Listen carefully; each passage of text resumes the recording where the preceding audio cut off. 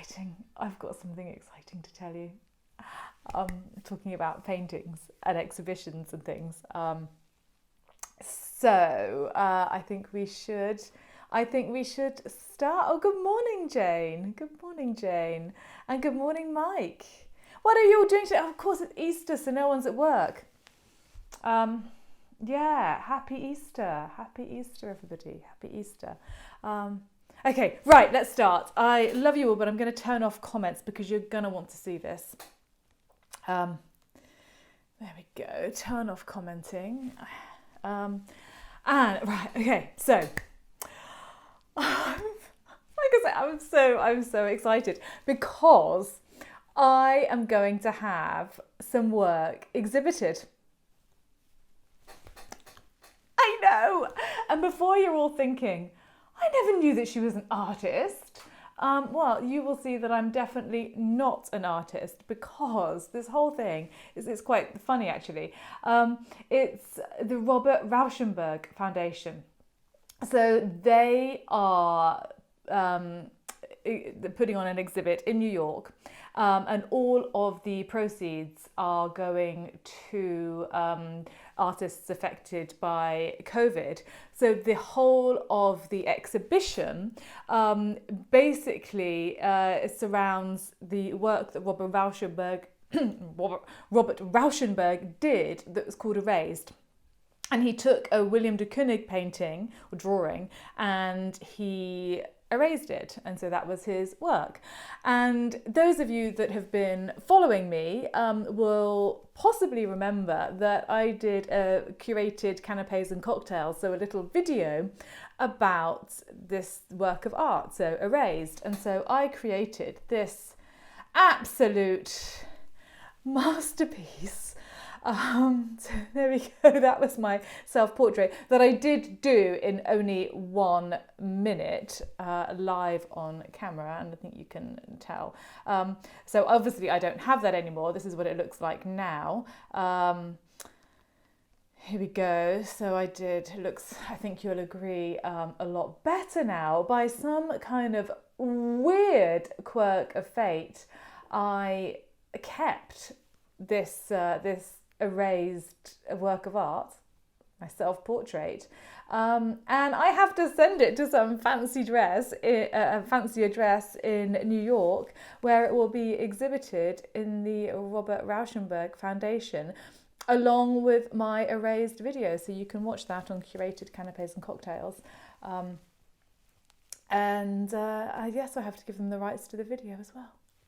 Who knew? See, you put things up on Instagram and who knows what might happen. Anyway, I had to share that with you. I'm so excited. I'm so excited.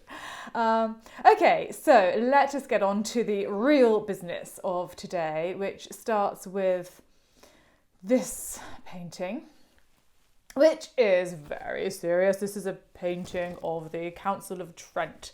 It's not a particularly marvelous painting. It was in the Palazzo del Buon Consiglio, and sorry if you speak Italian, because I imagine that my pronunciation wasn't perhaps the best there. It's now in the Museum of Trent.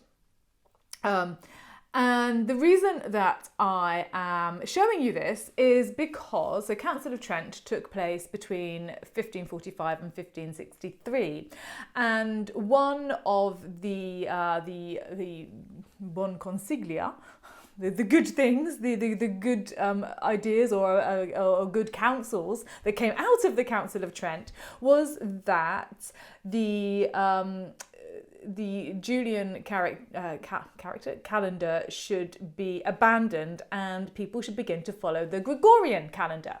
Happy days. So what that meant was that the 1st of April, see where I'm going with this, was no longer the start of the year, but the start of the year was now January the 1st.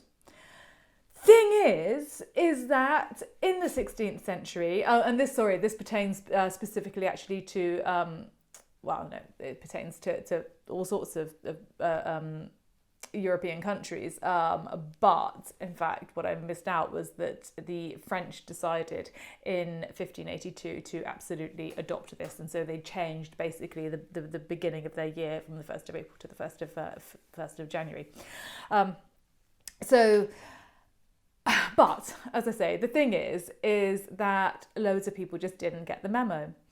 And so loads of people were still partying hard, end of March. Yay, it's going to be a new year. Happy New Year, everyone. Happy New Year. And then, the beginning of April came.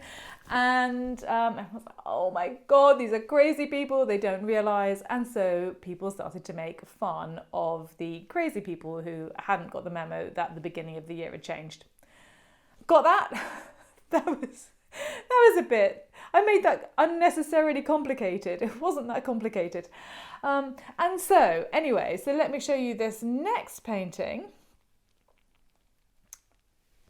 Here we go. Okay, you might look at that very, very quickly and think, oh, where's she, what track is she on here? But if you notice, this lady has an interesting fish attached to the back of her otherwise rather, I was going to say elegant dress. I don't know. I think it probably could do with a little bit more material at the front of her by the looks of things.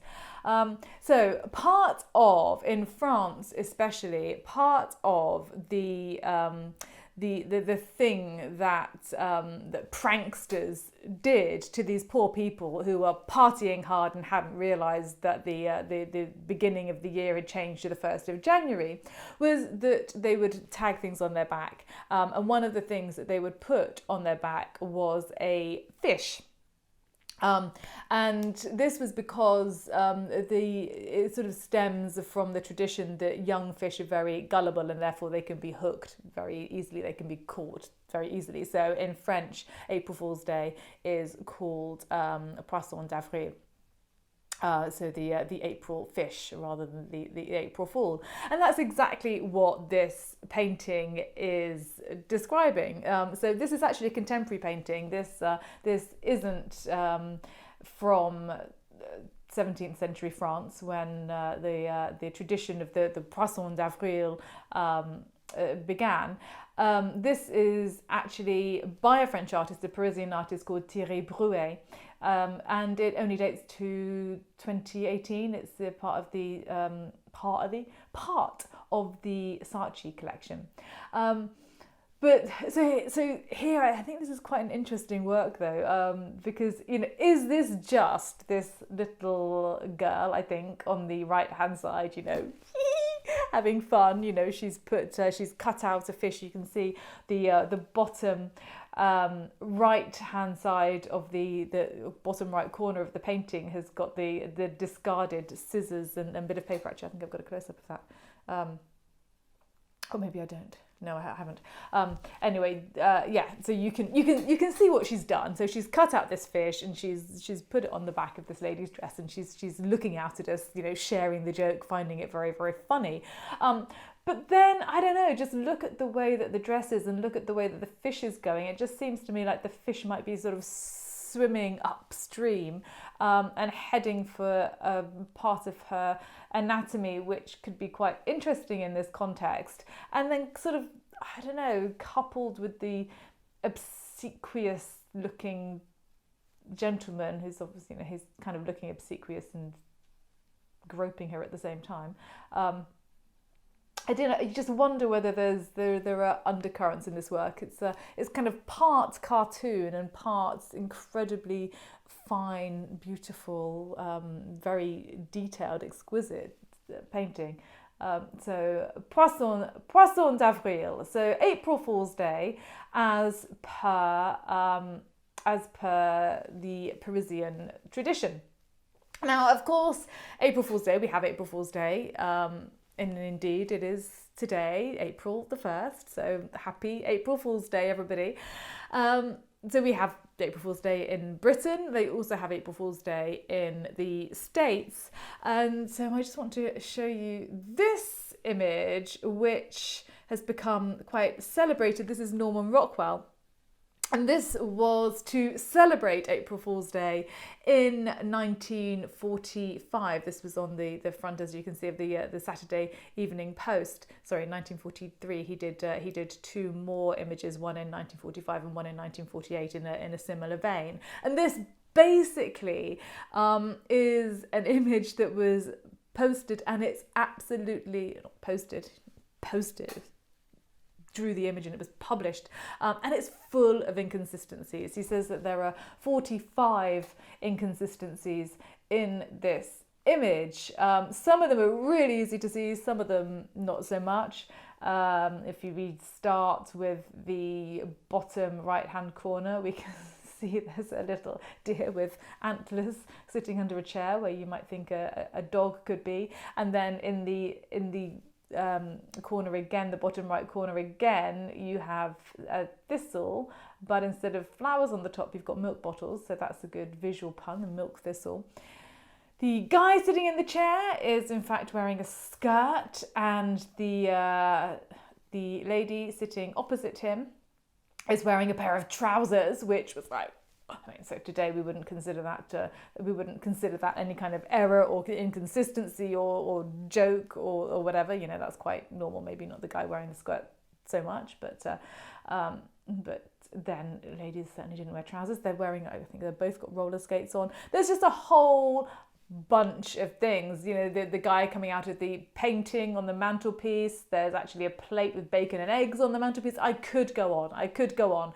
But the one thing that really got people talking, well, there were two things. The first was that Norman Rockwell published that he had received a letter from somebody shortly after this was published, and this gentleman had found 184 inconsistencies instead of the 45. So I would love to know what he was seeing.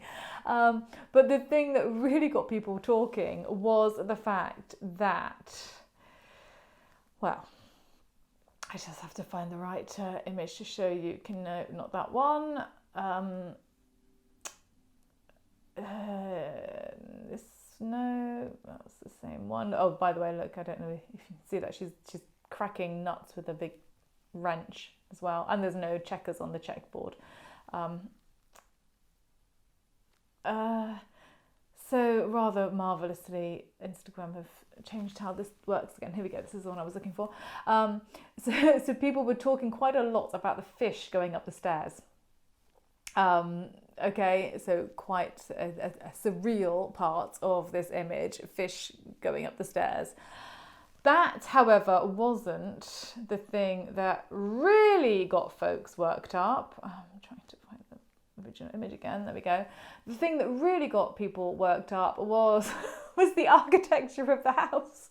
So they weren't so bothered about the fish going up the stairs. Like, oh yeah, that's quite normal. What they were really worried about was the fact that, well, architecturally speaking, you can't have a staircase behind a chimney. That doesn't work at all. Ugh. And so this raged for ages until some guy from Ohio sent a picture of his house, which did have stairs going up behind a chimney somehow, and that basically shut everybody up. But this is Norman Rockwell's picture, April Fool's Checkers. It's called April Fool's Checkers, from 1943. The original was made, it's like, I don't know, it's like only, it's a square painting, 11 inches by 11 inches, so quite small, especially for all this fantastic detail. And that was painted on board, I think, on wood. And that's now in a private collection. But this is an image of the front of the Saturday Evening Post. I will put this on my website, on the Elevenses blog, and maybe we can see together how many we can find, how many inconsistencies we can find. There are. It's quite interesting as you start to look at it. Like, oh, hang on. Oh yeah, and then that and that and that, and yeah. So lots. There we go. I'm gonna take this image off, stop sharing, and I'm gonna turn comments on. Good morning, Emma. Good morning, Steph. Good morning, Jamie. Oh, good morning, Native Wolf. Yeah, so exciting news, isn't it? Exciting news today. What do you think?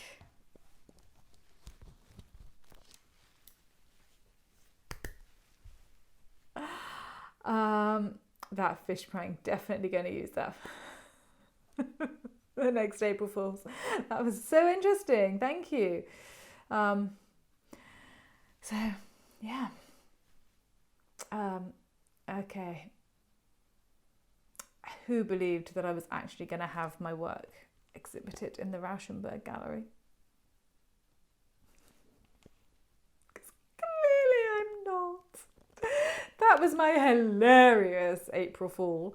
Although I would, my God, I would, can you ever imagine if they put my drawing, my horrific self-portrait, even erased, up in the company of, well, anything else, to be honest. And no, by the way, I also didn't actually keep it. So, there we go. I shouldn't have told you that yet. It's not past 12 o'clock. Silly me. Never mind. It's my lovely good art karma.